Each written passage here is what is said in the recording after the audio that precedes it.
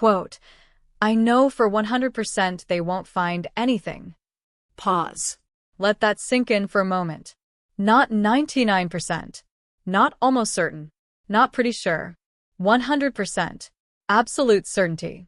The kind of certainty that makes your skin crawl when you hear it in the wrong context.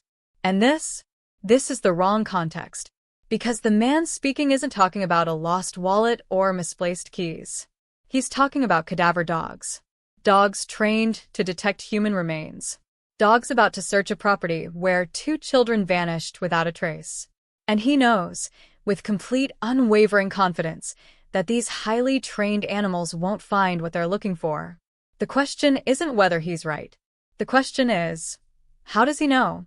But before we go any further, if you're the type of person who needs answers, who can't let a mystery rest, who feels that familiar pull when something doesn't add up, hit that subscribe button right now because this story will consume you the same way it's consumed an entire community.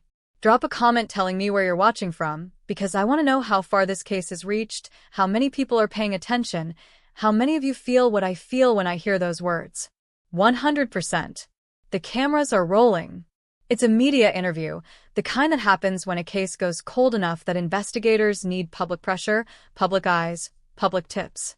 The reporter asks what seems like a straightforward question about the upcoming cadaver dog search. And the stepfather, standing there in what appears to be casual clothes, maybe on that very property about to be searched, doesn't hesitate. There's no visible anxiety, no stammering, no carefully chosen words of hope mixed with dread the way most people would respond when discussing a search for their missing children's bodies. Instead, there's clarity, confidence, that absolute 100% certainty. I know for 100% they won't find anything. He says it twice during the interview, as if once wasn't enough, as if he needs the world to understand just how certain he is. And maybe he does. Maybe he's desperate for people to believe him. Or maybe, just maybe, there's another reason for that certainty. The reporter, to their credit, picks up on it immediately. You can hear it in the follow-up questions. What do you make of the fact that they are bringing the cadaver dogs in? It's a gentle probe, the kind journalists use when they're trying to get someone to reveal more without realizing they're being questioned. His answer? He's happy about it. Actually pretty happy. He's been asking for these dogs for 3 months. 3 months of delays, he says, though he's understanding about it. Dogs are hard to get. Things take time. He knows this. He's patient. Almost too patient for a man whose children have been missing, whose family has been under a microscope, whose life has been dissected by strangers on the internet. He talks about the vegetation in the woods, making the search harder now. He hopes they bring more than one dog. He's thinking strategically about how to make this search as thorough as possible. And through it all, that certainty never wavers. The dogs won't find anything. 100%. Think about that for a moment. Really think about it. When was the last time you were 100% certain about anything? About where you left your phone? About whether you locked the front door? About what you said in an argument last week? True certainty is rare. It's reserved for mathematical facts and laws of physics. It's not something human beings typically possess about complex, chaotic situations involving other human beings. Especially missing children. Especially when those children vanished from your property. Especially when cadaver dogs are about to search the very ground you walk on every day. So, where does that certainty come from? Is it innocence? The absolute knowledge that you had nothing to do with the disappearance, therefore there's nothing to find? Or is it something else? Something darker? The knowledge that whatever happened, wherever it happened, it didn't happen here. Not on these 2 acres. Not where the dogs are about to search. Let me tell you what we know so far. And trust me, there's so much we don't know that the gaps in this story could swallow you whole. We know that 2 children, Jack and Lily, are missing. We know they disappeared from a property in what appears to be a rural area, somewhere with woods and pipelines and enough space that massive search operations make sense. We know that months have passed. Months of searching. Months of investigating. Months of social media speculation that's grown into what the stepfather himself calls a circus. And we know that despite everything, despite resources and technology and manpower, no one has found these children. Not alive. Not dead. Not a trace beyond whatever initial evidence led investigators to focus on this property, this family, this man standing in front of cameras claiming absolute certainty about what cadaver dogs won't find. Jack and Lily. Two names that should be attached to homework and birthday parties and sibling arguments. Instead, they're attached to drone photos and helicopter searches and cadaver dogs. How did we get here? The stepfather mentions something else in that interview, something that slides by almost unnoticed unless you're really listening. He talks about polygraph exams. Multiple. He wants another whole round of them, maybe with new people administering them. He mentions this casually, as if polygraph tests are something you volunteer for, something you request more of, something that definitely, absolutely, 100% proved his innocence the first time around. Quote, "After the polygraph exams, they should have known right there. We didn't kill any of the kids, or we didn't kill the kids." Did you catch that? The slight stammer, the rephrasing? We didn't kill any of the kids becomes we didn't kill the kids. Any of the kids versus the kids. The plural made specific. It's the kind of linguistic slip that means nothing or everything depending on what you're looking for. And everyone is looking for something in this case. Everyone is analyzing every word, every gesture, every facial expression. He knows it. He says so himself. Every time he opens his mouth, people are watching, judging, dissecting. And yet he keeps talking, keeps doing interviews, keeps putting himself out there. For Jack and Lily, he says. Not for himself. He doesn't do this for himself. He does it for them. But here's where it gets complicated, where the layers of this case start to stack up like pages in those notebooks he mentions filling with details for the RCMP. Because this isn't just about a stepfather and two missing children. There are three people on the property, he emphasizes. Himself, someone named Malaya, and his mother. Three people who all, according to him, passed polygraphs. Three people who all, according to him, had nothing to do with whatever happened to Jack and Lily. Three people living on 2 acres that are about to be searched by dogs trained to find death. And he knows 100% that those dogs will find nothing. Not on the 2 acres. Maybe not even on the full 8.5 acres if they expand the search, though he seems uncertain about how far the search will actually go. The property is fairly small, he notes. Just 2 acres. Searching 8.5 on foot could take weeks. But whether it's 2 acres or 8.5, whether it takes days or weeks, he knows what the result will be. Nothing. The dogs will find nothing. The reporter asks if this will rule things out. Yes, he says. It'll rule a lot of things out. It'll prove the RCMP are working hard. It'll prove there are no human remains on the property. And maybe, just maybe, it'll slow down the social media speculation and theories and accusations. That's what he's hoping for. Not answers about what happened to Jack and Lily. Not clues about where they might be. Not breakthrough evidence that brings them home. He's hoping for the social media circus to calm down. The accusations to stop. The theories to slow. He's hoping for vindication. For proof that he's been telling the truth all along. That there's nothing to find. That the dogs will walk those woods and fields and come up empty, because whatever happened to Jack and Lily, it didn't happen here. It didn't leave traces. It didn't leave remains. Do you believe him? Before you answer, before you rush to judgment one way or another, ask yourself, what would you sound like in his position? If you were innocent, truly innocent, would you project that same certainty? That same calm? Or would there be cracks? Would there be the natural human fear that something could be misconstrued, misunderstood, accidentally discovered that points toward you when you had nothing to do with it?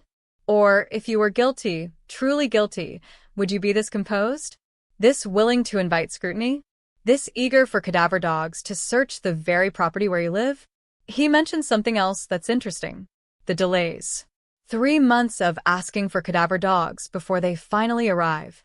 3 months of waiting while social media churns and speculates and accuses. 3 months during which vegetation grows in the woods, making the search harder. Why the delay? He says he understands. Dogs are hard to get. Resources are limited. Things take time. But 3 months? For a case involving missing children? For a search that could potentially rule out or confirm the worst possible outcome. That's a long time. Long enough for vegetation to grow. Long enough for evidence to degrade. Long enough for scent trails to fade. Long enough, if you were guilty, to feel relatively safe that whatever was there is now undetectable. Or long enough, if you were innocent, to grow desperate for any action, any progress, any movement toward answers. He claims the latter. He's been asking for these dogs. He's eager for the search. He wants answers. He wants vindication. He wants the book to close, one chapter at a time. That's how he phrases it. One chapter at a time. As if this is a story being told, piece by piece. As if each investigative step is narrative progression rather than an attempt to find two missing children. The reporter asks if he's prepared for the possibility that the dogs might find something. Is there any piece of you that's preparing for the fact, like, what if they do find something? And again, no hesitation. No, because I didn't do anything. I know Malaya didn't do anything. I know my mother didn't do anything. Those are 3 people on the property. 3 people. All innocent. All cleared by polygraphs in his mind. All certain that there's nothing to find. But certainty isn't evidence. And polygraphs aren't admissible in court for a reason. They measure physiological responses, not truth. They can be beaten by psychopaths who don't experience normal stress responses. They can falsely implicate innocent people whose anxiety reads as deception. They're tools, nothing more. Guides for investigators, not proof of anything. Yet he hangs his certainty on them. After the polygraphs, they should have known. But knowing and proving are different things. And investigators clearly didn't know enough to stop investigating. Didn't know enough to skip the cadaver dogs. Didn't know enough to close this case and move on. So the dogs are coming. Or maybe by the time you're watching this, the dogs have already come and gone. Maybe we already know what they found or didn't find. But in this moment, in this interview, in this space where a stepfather stands in front of cameras and declares with absolute certainty that nothing will be found, we're left with questions. So many questions. How does he know? What happened to Jack and Lily? Where are they now? Are they alive, as he claims to still believe? Or are they somewhere else, somewhere the dogs won't search, somewhere that allows him to stand there with that calm, composed certainty and say, 100%, the dogs will find nothing here? And perhaps the biggest question of all, if you're watching this, if you've made it this far, what do you think? Does his certainty comfort you, or disturb you? Does it sound like innocence or something else entirely? Drop your thoughts in the comments right now. Tell me what you're feeling. Tell me if you've heard that tone before, that absolute, unwavering confidence in the face of unthinkable tragedy. Tell me if you believe him. Because we're just getting started. This is only the beginning of a case that defies easy answers, that challenges everything you think you know about truth and deception, about family and tragedy, about certainty in an uncertain world.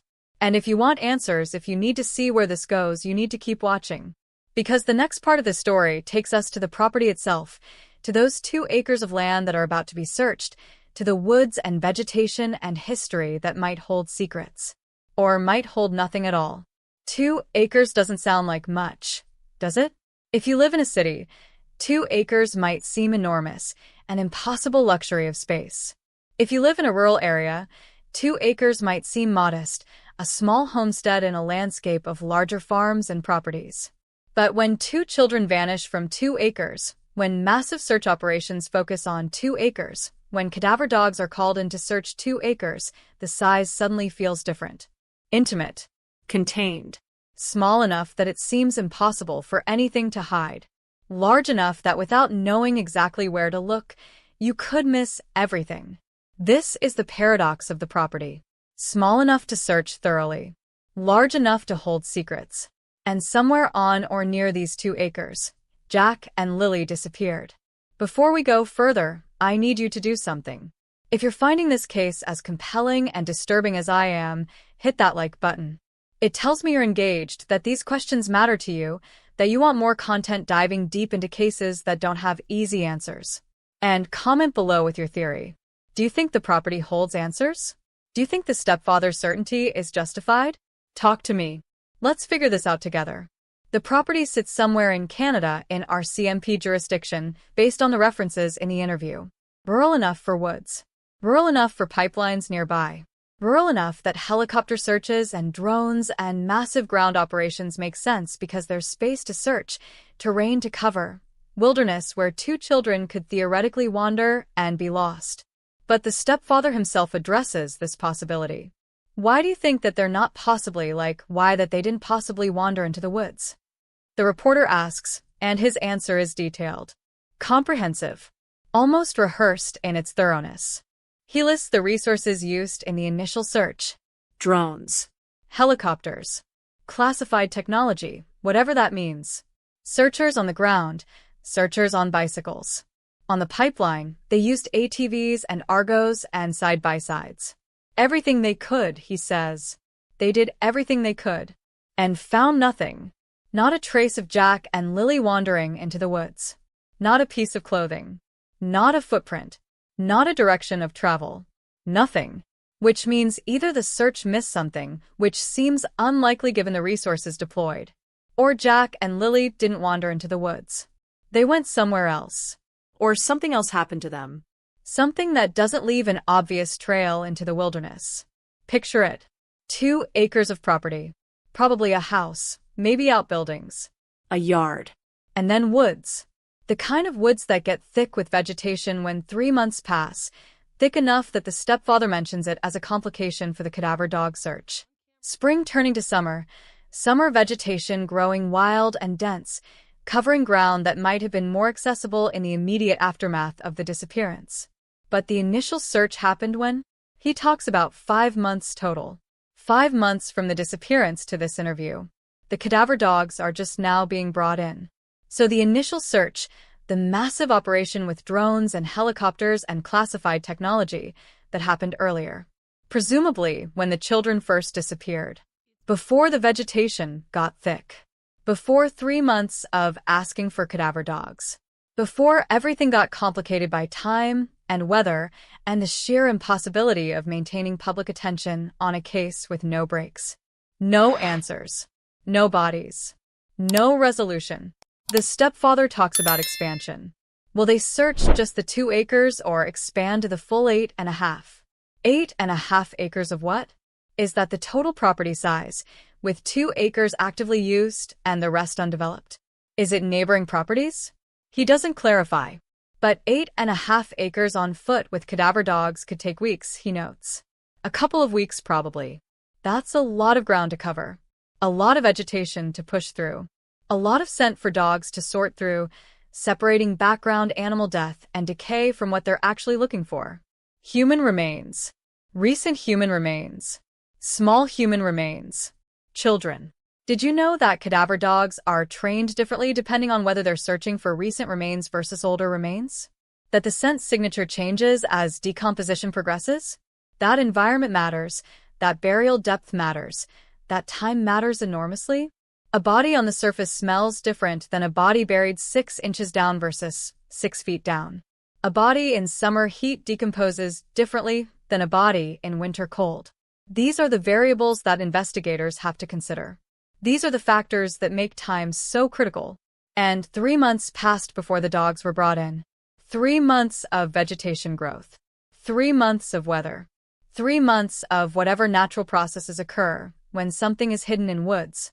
But he's certain, 100%, the dogs won't find anything. So either he's right and there's nothing to find on the property, which raises the question of where Jack and Lily are if not here. Or he's right and there's nothing to find on the property because whatever happened to them happened somewhere else and the remains are somewhere these particular dogs won't search. Or he's wrong and his certainty is the misplaced confidence of someone who doesn't understand how good cadaver dogs actually are. How sensitive, how trained, how capable of detecting what human noses can't. There's a case, I won't name it because this isn't about other tragedies, but there's a case where cadaver dogs alerted on a site and investigators found nothing. They searched and came up empty. The dogs must be wrong, they thought. Except years later, remains were found exactly where the dogs indicated. Buried deeper than the initial search penetrated. The dogs were right all along. So when someone tells you cadaver dogs won't find anything, remember that. Remember that these animals are incredibly good at their jobs. And if they don't find something, it might mean there's nothing to find. Or it might mean investigators need to dig deeper, search longer, cover more ground. It doesn't necessarily mean innocence. It just means nothing detected in that particular search on that particular day. The property has history now. It's not just a 2-acre plot of rural land anymore. It's the place where Jack and Lily were last seen. It's the place where life was normal until suddenly it wasn't. It's the place where a family lived, where children played, where some morning or afternoon or evening, everything changed. The stepfather lives there. His mother lives there. Someone named Malaya lives there. 3 people on the property. 3 people who, according to him, all know they had nothing to do with the disappearance. 3 people who've been polygraphed. 3 people who are presumably watching as cadaver dogs prepare to search their home, their land, their space. What's that like? If you're innocent, truly innocent, is there relief in the search? Finally, proof that you're telling the truth? Finally, evidence that the tragedy that struck your family didn't originate here, didn't happen here, didn't leave traces here? Or is there anxiety even in innocence, the fear that something could be misconstrued, that a dog could alert on something innocent, and suddenly you're guilty in the court of public opinion, even if evidence clears you? And if you're guilty, what's it like?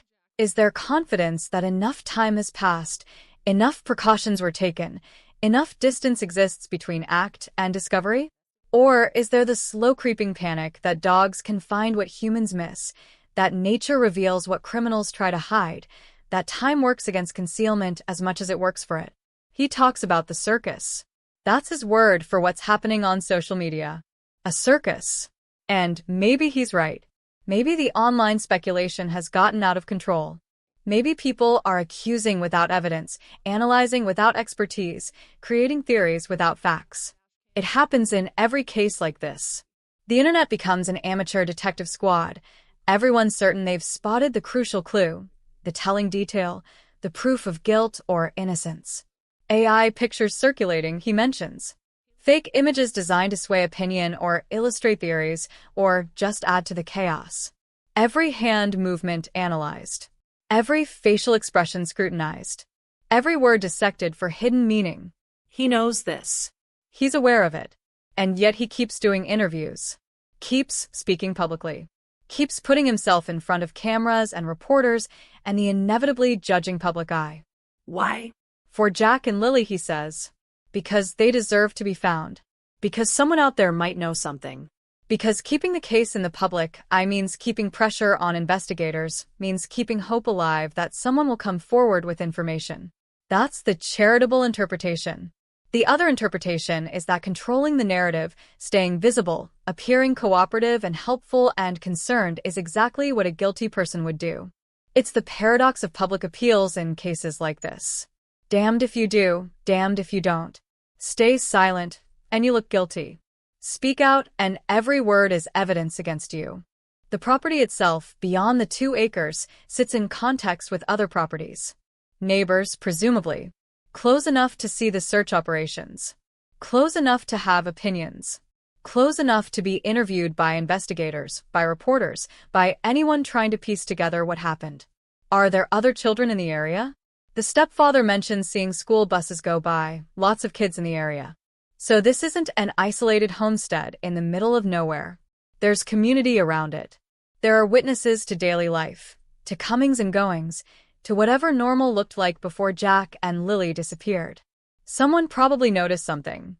Someone might know something. Or someone might think they know something and be completely wrong, adding noise to signal, confusion to an already complex investigation. This is why investigators can't just rely on tips and theories. They need evidence. Physical evidence. The kind of evidence cadaver dogs might find. Or might not. The kind of evidence that closes cases or keeps them frustratingly open. 70,000 drone photos. Let that number sink in. 70,000 photographs taken from aerial drones during the search operation. Can you imagine reviewing 70,000 photos? Looking at every frame for any sign of disturbance, any trace of evidence, Any clue about what happened? The stepfather mentions this almost casually, as if it's just another impressive statistic about the search effort. And it is impressive. It's overwhelming. It's the kind of resource deployment that suggests investigators took this seriously from the start. They didn't assume Jack and Lily ran away. They didn't write it off as kids being kids. They treated it as critical, as urgent, as potentially tragic. And 70,000 photos later, what did they have? According to the stepfather, nothing. The classified technology, whatever that means, found a beaver and a coyote. That's it. That's all. No human remains. No human trace. No indication that Jack and Lily were in those woods that were so thoroughly searched. So where are they? If not in the woods, if not on the property, if not anywhere within the range of drones and helicopters and massive search operations, where are Jack and Lily? Are they alive somewhere, as the stepfather claims to still believe? Hidden or held or taken far from this property, with its 2 acres and thick vegetation? Or are they somewhere the search didn't reach, somewhere outside the parameters of those 70,000 photos, somewhere that only someone with specific knowledge would know to look? The property is about to be searched again. Not from the air this time. Not with technology and cameras and remote observation. But on the ground, with dogs and handlers and the slow, methodical process of letting animals do what they're trained to do. Find death.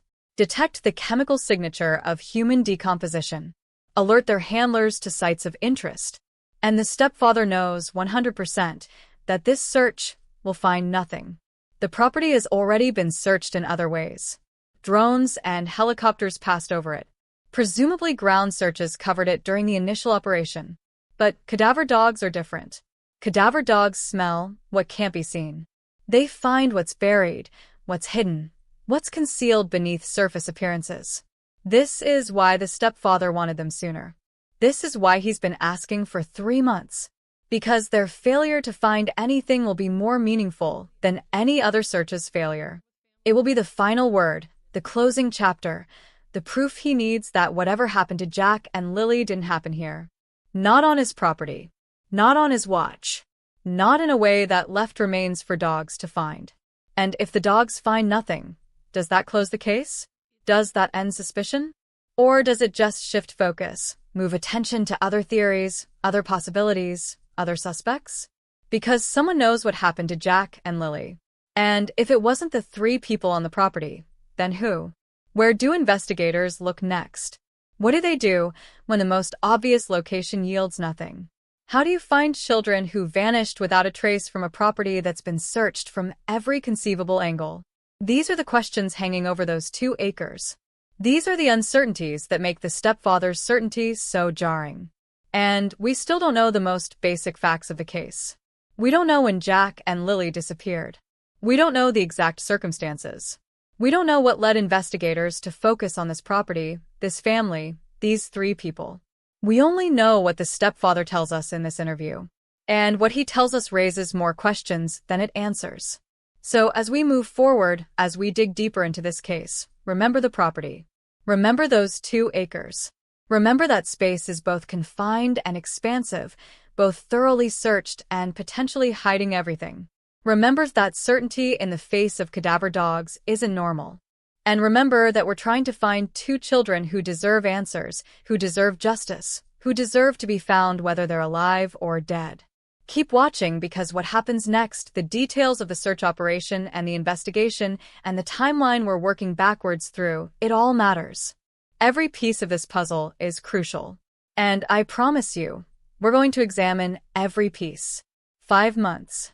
That's how long we're talking about from the moment Jack and Lily disappeared to the interview you've been hearing. 5 months is long enough for seasons to change. Long enough for hope to calcify into dread. Long enough for a community to move from shock to exhaustion. Long enough for social media to build and tear down 1,000 theories. But not long enough to forget.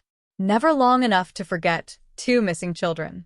And if you're still watching, if you're as invested in finding answers as I am, subscribe right now. Because this case doesn't end here. There are developments we haven't covered. Questions we haven't asked. And I need you with me for all of it. Comment below if you remember where you were when you first heard about Jack and Lily. If you followed the case from the beginning. If you're learning about it now.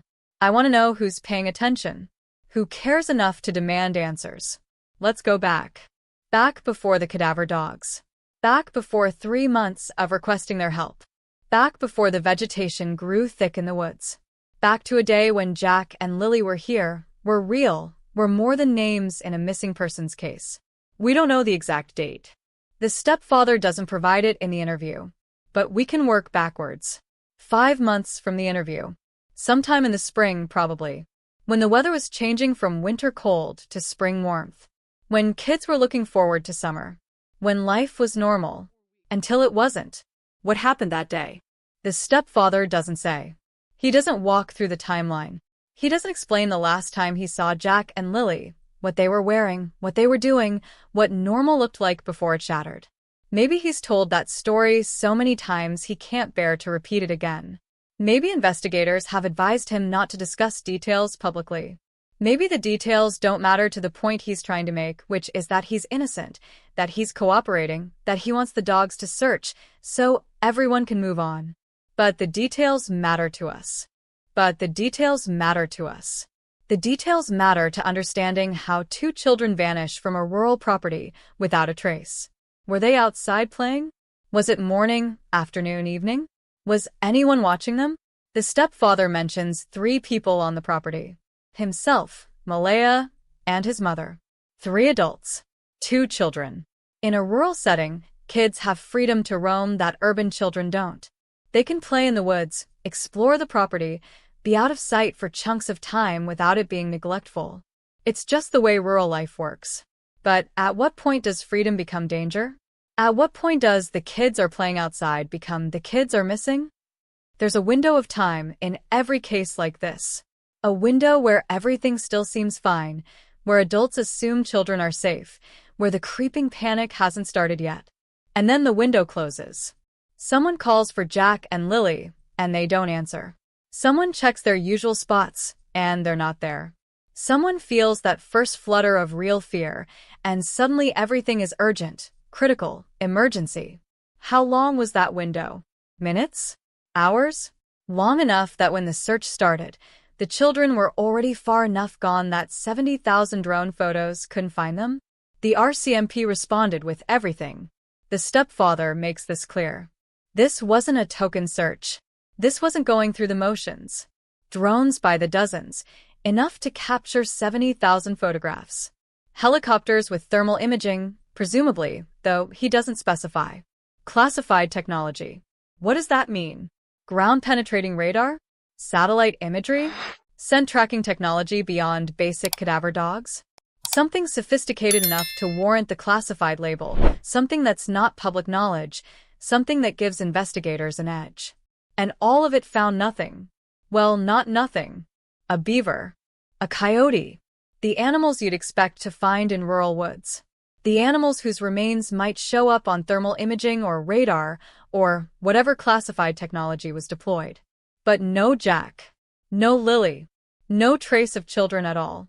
It's almost impossible. Children leave traces. They drop things. They disturb vegetation as they walk. They leave footprints in soft earth.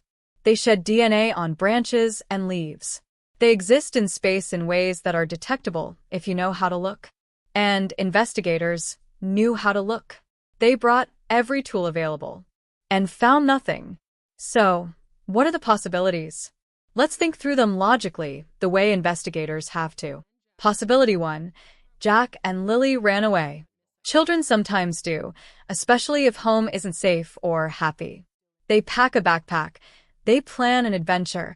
They disappear into the world with all the confidence of youth and none of the understanding of danger. But rural children? From a property surrounded by woods?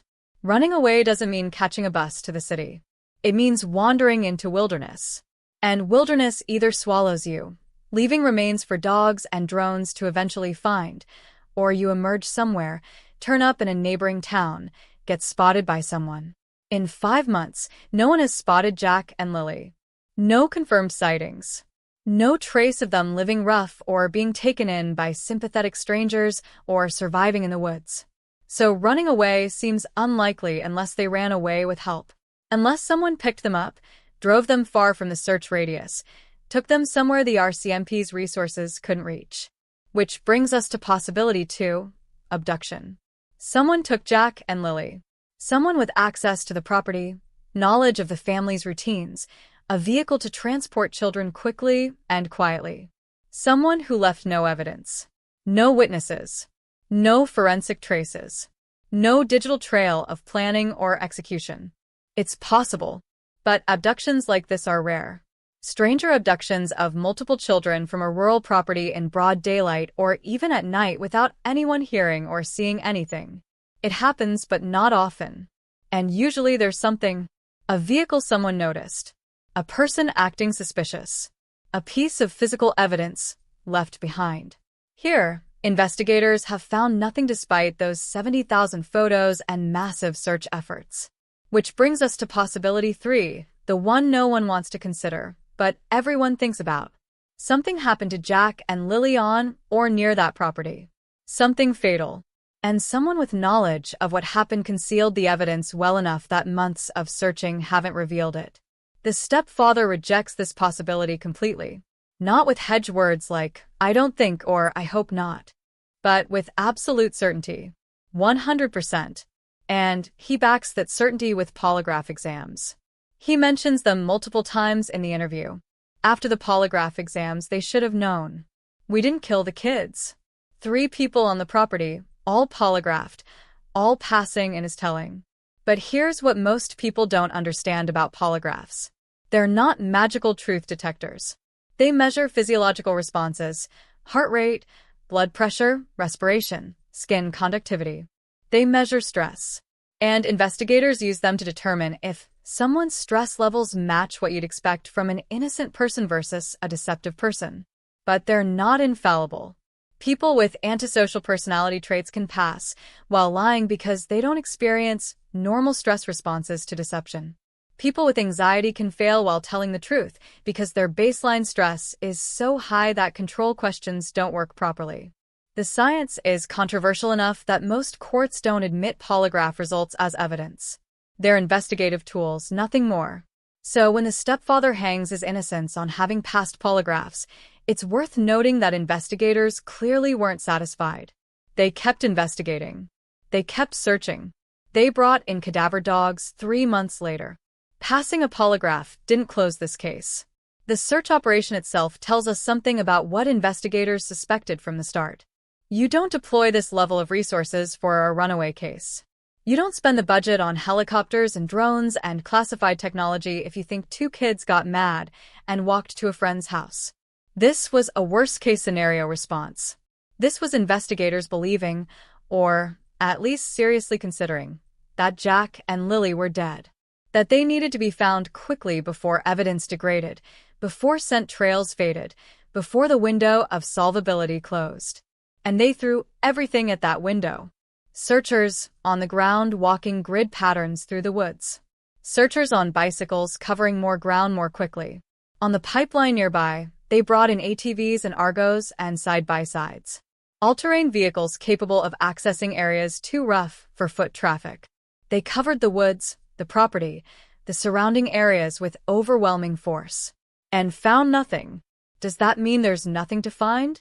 Or does it mean whatever happened to Jack and Lily, the evidence isn't where investigators expected? The stepfather believes it's the former. There's nothing to find because nothing happened. Jack and Lily are alive somewhere. He still believes that. Still hopes that. That's all we have is hope, he says. But hope and certainty are strange bedfellows. How can you be certain the dogs won't find remains while simultaneously hoping the children are alive? Logically, those positions align. If they're alive, there are no remains to find. But emotionally, psychologically, they feel contradictory. Certainty suggests knowledge. Hope suggests faith.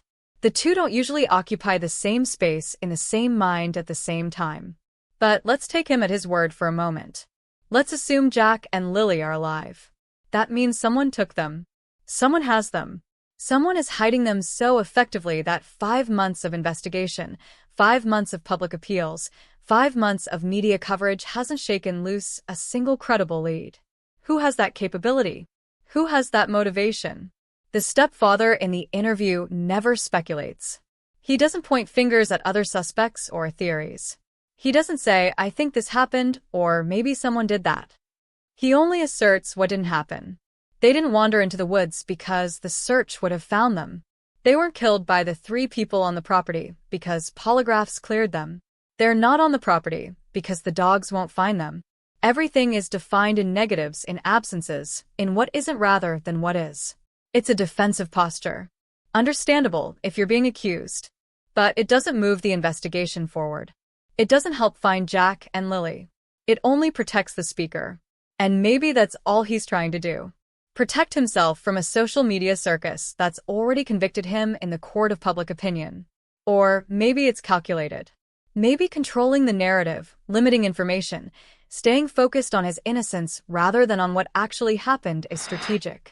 Maybe there's a reason he doesn't speculate about other possibilities. Because doing so would invite questions about why he didn't consider them sooner, why he didn't mention them to police, why he's so focused on clearing himself rather than finding children.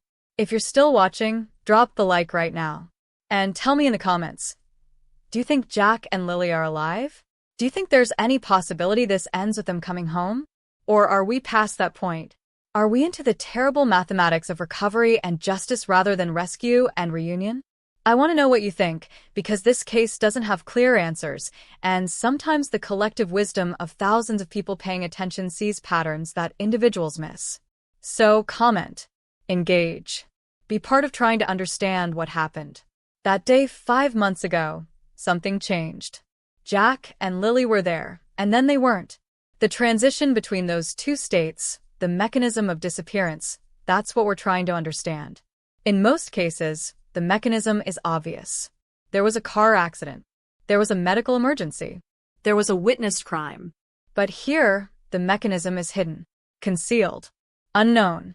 And that's what makes this so frustrating and so compelling. The absence of information is itself information. It tells us that whatever happened was either very carefully planned or very well concealed after the fact. It tells us that Jack and Lily didn't disappear in a way that left obvious evidence. It tells us that someone, somewhere, knows more than they're saying. The stepfather fills notebooks with details for the RCMP. He mentions this almost in passing, as if it's just another example of his cooperation. Notebooks plural. Full of what? Timelines? Names of people who might know something? Descriptions of the children's habits and routines? Theories about what could have happened? It's impossible to know. But it's an interesting detail. Most people in his situation would answer questions as asked. They'd respond to investigators' requests for information. But filling notebooks suggests something more. Compulsive documentation. A need to prove cooperation. A desire to demonstrate that he's thought of everything, considered every angle, provided every possible detail that might help. Or it suggests someone who's very carefully constructing a narrative, committing to paper the version of events that positions him as helpful and innocent and cooperative. Written records are powerful. Once something is written down, it becomes fixed. It becomes the official version. If inconsistencies arise later, investigators can point to the notebooks and say, "But you wrote this." So is filling notebooks with details helpful? Or is it a way of controlling the story, of making sure his version is documented and consistent and unchallengeable? Again, it could be either. Innocent people document things. Guilty people document things. The act itself doesn't tell us much. But it's one more piece of the pattern. One more way the stepfather engages with the investigation. Always active. Always providing. Always asserting cooperation and innocence. Never passive. Never waiting for investigators to come to him. He meets with them 3 times a week when possible, he says. Sometimes they're not around for that. But he's available. He's present. He's willing. And after 5 months, investigators are still meeting with him 3 times a week or trying to. That's a lot of ongoing engagement for someone who's been cleared by polygraphs. That's a lot of continued investigation into someone who claims absolute innocence. The classified technology finding a beaver and a coyote is almost darkly funny if this situation weren't so tragic. Imagine the technology, whatever it is. Expensive, sophisticated, probably requiring specialists to operate. Deployed with great hope that it will detect something the human searchers missed. And it does detect something. Life signs or thermal signatures or ground disturbances or whatever it's designed to find. Investigators get excited. They move in to check. And it's a beaver. Later, a coyote. The wildlife you'd expect in rural woods. False positives in the search for missing children. It underscores how thoroughly they searched, how desperately they were looking for any sign, and how completely Jack and Lily had vanished. Even technology that could find beavers and coyotes couldn't find them. So where are they? If not in the immediate woods, if not on the property, where do you search next? The pipeline is mentioned several times. A pipeline nearby, presumably for oil or natural gas, cutting through the wilderness. Pipelines have access roads. They have maintenance stations. They have long stretches of isolated terrain that workers travel, but civilians rarely see. Did Jack and Lily somehow make it to the pipeline? Did someone use the pipeline access to remove them from the area? Investigators searched it. ATVs and Argos and side-by-sides, vehicles built for rough terrain. They covered it and found nothing. The pipeline is a dead end, literally and figuratively. 5 months ago, Jack and Lily were real children with real lives. They went to school. They had friends. They had teachers who saw them every day and now see their empty seats every day. The stepfather mentions this, the pain of September arriving, school starting again, buses driving past the property carrying children while Jack and Lily remain missing. It's one of the few moments in the interview where real emotion breaks through the carefully controlled exterior. It's just sad, he says. Sad for Jack and Lily. Sad for everyone who knew them. Sad for the community. It's an adequate word, but an inadequate emotion for what's actually being described. Devastating might be more accurate. Soul-crushing. Unbearable. But he settles on sad, and maybe that's all he can manage. Maybe talking about it in stronger terms would break the composure he's worked so hard to maintain. Maybe sad is the word you use when you're trying to get through an interview without falling apart. Or maybe it's the word you use when you're performing grief rather than feeling it. I don't know. I can't read his mind. But I can tell you that people hearing him say sad react. Some hear genuine emotion constrained by strength. Others hear performance, inadequate emotion for the situation. And that's the fundamental problem with cases like this. Everything is ambiguous. Every word, every gesture, every facial expression can be interpreted multiple ways. And the stepfather knows this. He mentions it explicitly. People analyze everything he does. Every hand movement. Every time he opens his mouth. Every expression. They analyze it all right down to a T. The phrase is to a T, but his version works too. Right down to a T. British idioms about precision and exactness. And he's right. People are watching him with microscopic attention, looking for the slip, the tell, the moment where the mask drops and truth reveals itself. But what if there is no mask? What if this is just who he is, how he processes trauma, how he presents under pressure? Then the analysis is useless. It's projecting patterns onto randomness. It's seeing guilt and innocence because we expect guilt to look a certain way.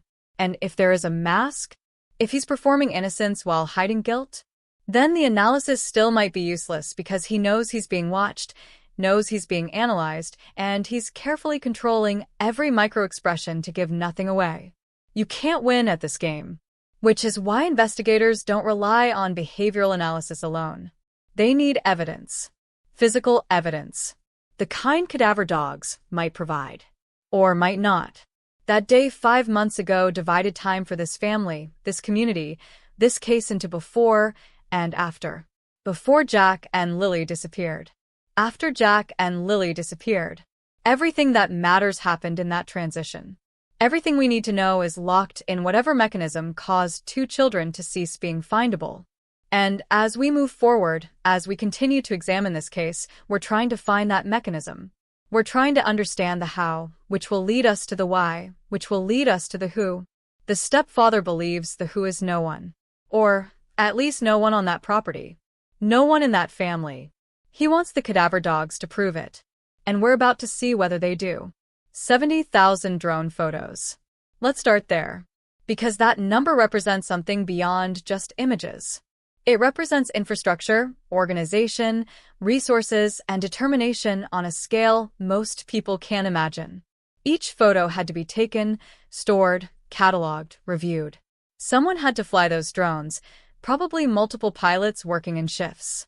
Someone had to charge batteries, swap memory cards, coordinate flight patterns to ensure complete coverage without gaps.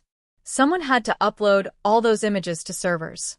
And then someone, or more likely many someones, had to review them. 70,000 photos. Staring at screens, looking for anything out of place. Any disturbance in the vegetation. Any unusual coloring or patterns that might indicate human presence or activity. Any sign of Jack or Lily. It's mind-numbing work. And it turned up nothing except wildlife. Before we dive deeper into the search machine, I need you to like this video. I need you to subscribe. Because the algorithm doesn't care about important stories unless people engage with them. And this story, this case, these two missing children deserve attention. They deserve thousands of people paying attention, demanding answers, keeping pressure on until the truth emerges. So engage. Comment with your location. Tell me where in the world you're watching from. Let's show how far this case has reached. The RCMP brought everything to this search. Drones are just the most quantifiable element because 70,000 photos is a concrete number. But consider what else was deployed. Helicopters. Plural. You don't fly one helicopter for one day and call it a search. Helicopters are expensive to operate, require trained pilots, need fuel and maintenance and coordination with ground teams. Multiple helicopters over multiple days means RCMP command decided this case warranted significant budget expenditure. Why? What made them allocate these resources? The obvious answer is that they believed from early on that this was a worst-case scenario. That Jack and Lily weren't runaways. That something bad had happened. That time was critical. So they threw everything at it. Helicopters with thermal imaging can detect body heat through tree cover. They can spot disturbed Earth from altitude. They can cover vast areas quickly, directing ground teams to locations of interest. And in this case, they found nothing. No heat signatures that turned out to be missing children. No disturbed Earth that indicated burial or concealment. Nothing except the beaver and the coyote that the classified technology picked up. What is classified technology in this context? The stepfather mentions it casually, as if everyone knows what he's talking about. But classified means secret, means technology not available to the public, means something sophisticated enough that its capabilities are protected information. Ground-penetrating radar is one possibility.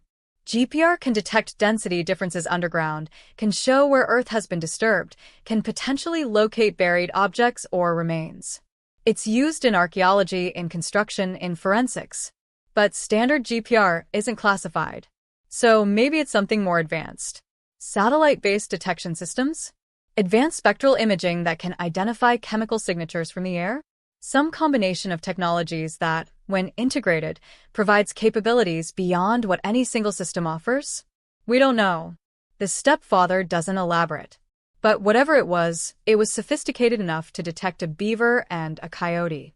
Which means it was working. It was detecting things. Just not the things investigators were hoping to find. Not Jack. Not Lily. Not any trace of them. Does that mean the technology failed? Or that there was nothing there to detect? That's the million-dollar question.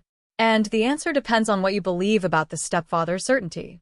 If he's innocent and Jack and Lily are somewhere else, then the technology worked perfectly and correctly detected the absence of remains on the searched property. If he's guilty and concealed them somewhere the technology couldn't detect, then the technology has limitations he understood and exploited. If he's guilty and concealed them somewhere else entirely, then the technology is irrelevant because it was searching the wrong place. The ground search involved how many people? The stepfather doesn't give a number, but he describes scope. Searchers on foot. Searchers on bicycles covering more area faster. Organized search and rescue teams, presumably trained volunteers who know how to conduct grid searches without destroying evidence. In rural Canada, these teams are often comprised of locals who know the terrain, who hunt and hike and understand the wilderness in ways city searchers don't. They know where someone might take shelter, where bodies of water are, where animals den, where someone trying to hide might go.